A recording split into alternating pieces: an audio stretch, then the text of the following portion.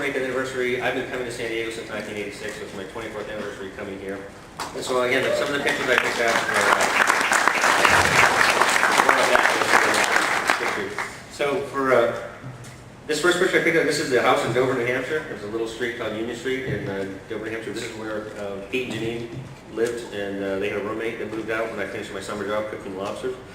And they asked me to move in, and this is where the first drawings of the turtles were done. This is where the first issue was done. This is where it all happened. And that's the original paint.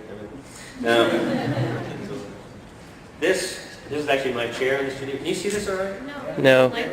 Want to turn the lights down a little bit? So that way you can't see me blush as much too. So. There you go. Yeah, this is where we actually came up with the turtles. Pete used to have a overstuffed chair like this one. This was mine, obviously. And we just have these lap boards. We'd sit there with a pillow and have these lap boards. And this is where we'd actually draw the books. It's like, you know, how we work together is like basically Peter and I would talk about the story. I did all the initial layouts pretty much for most of the work we did together. And then because our art styles are slightly different, we try to put some of each of us on every single page. So after we did the layouts, we'd enlarge them on a photocopy and then lightbox them, and then we'd both pencil and ink and keep passing the pages back and forth until there was something of both of us on each page. But that's it. Humble beginnings. This is one of my favorites. When the first issue of the Turtles came in, like I said, we printed 3,000 of them. We had no idea how to sell them, what we were going to do with them. We felt that there was a comic book newspaper called the Comics Buyer's Guide, and we had enough money left over from the printing to buy a $150 ad. We were going to sell them $1.50 per copy plus 50 cents postage. And we didn't, again, think we'd sell any of them, so we had made some of them into, these are stacked in living. We had some into coffee tables, some into end tables, stacked in boxes up, braided with. And we were very lucky that we started getting calls from these distributors all over the country and said that, you know, we've got people going to the comic store and asking for your gloves as well as Turtles book. So a lot of them can say the title, but that's awesome. Next. Aww. There. Thank you. Like the Daryl Hall and John Oates or something. This was actually at the, we premiered the first issue May 5th at the Dover, New Hampshire Comic-Con. I mean, literally some of the signs we made, we duct taped them to the wall. There was some of the first color illustrations of the turtles. Oh my God, it's my mother. Hold on, please. Yes, I'm doing good, Mom. Yes, probably my So yeah, this is actually the first. This is where the Turtles premiered, the first issue. I think we sold like 20 copies, but that was mostly to my father, my mother were there, and some of our cousins.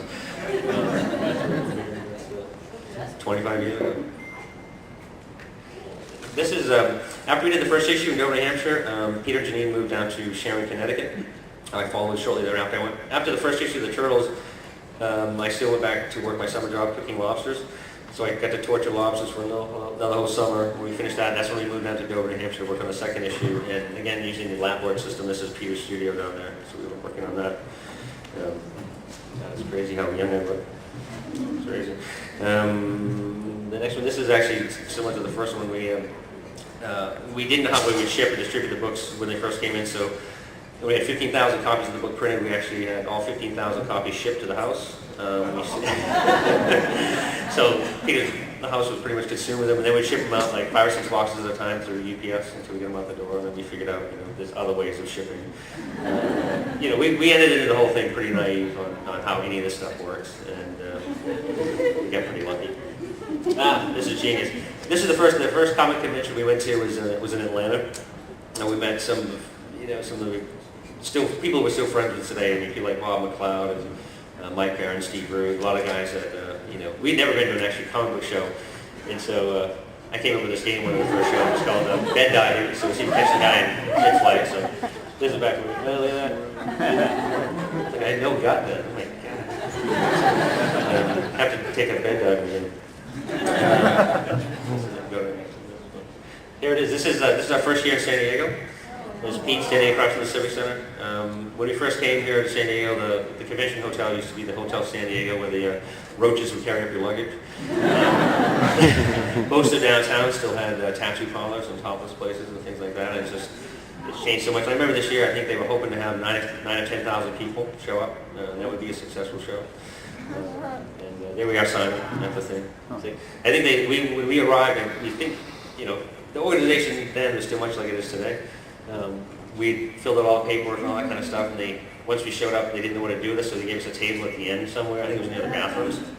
But we didn't care. We were in San Diego. It was awesome and fun, and glad to be here. This guy, I want to put this picture in because before we did the Turtles, I used to do mini comics. I get a lot of people that come to the table trying to create and do their own comic books. Well, I want just to remember that I started up doing these little photocopied mini comics, and this guy is Clay Gears. He was my first publisher, and I would submit work to them. And he always sent notes back to me. I think he used to pay me $3 an illustration for stuff I did for him. And I got to meet him in San Diego. It was pretty awesome. It was really inspirational for a kid that was in high school, still starting out and doing that kind of stuff. This was I get to meet Frank Miller and Lynn Varley. This is Frank had just done come off Ronin. He was actually some Ronin originals there. And I brought the Turtles books up, and we dedicated the book to Frank Miller and Jack Kirby, and I said I was a huge fan. I was, and I think he took it as a huge compliment that we sort of ripped him off completely for all this stuff to do it. They said that's really awesome, and we were kind of friends for a while. And then when the Turtles became really successful, he wasn't friendly that much anymore. I think we became too successful. But he was great. But it was really an honor because actually I was a huge fan of Miller's work. The next one. This is a dear friend of mine, Mark Bodie. Seriously. Mark's father was a guy named Vaughn Bodie, who was a huge cartoonist in the late 60s, early 70s, and passed away way before his time. I was a huge fan of Vaughn's work, and it was funny when the Turtles' first book came out in 1984, a guy named Matt Howarth reviewed it for Heavy Metal, and he said that he could detect the Vaughn Bodie influences, the Jack Kirby influences, and all that stuff. To me, that was a huge compliment, the fact that I was actually in Heavy Metal as a reviewer. And I got to meet Mark, and we got to become great friends still. And today I worked on a couple stories with Mark. And the 25th anniversary book that I have for sale here at the show, picked out one of my favorite stories that Mark and I did together. It was called The Shell of the Dragon. It was our homage to Bruce Lee, and that's in the collection you see downstairs. What's next? Oh, Stan's guy. Stan was like, I think he's coming here. He's celebrating the 25th anniversary of Usagi Yojimbo. But again, he was one of the guys that we met first year out here. Still friends today. And Stan is just one of those gentlemen, sweetheart, just the nicest guy in the planet. We've collaborated, of course, many years over the history of publishing the Turtles and that stuff. There we go. This is my hero right here.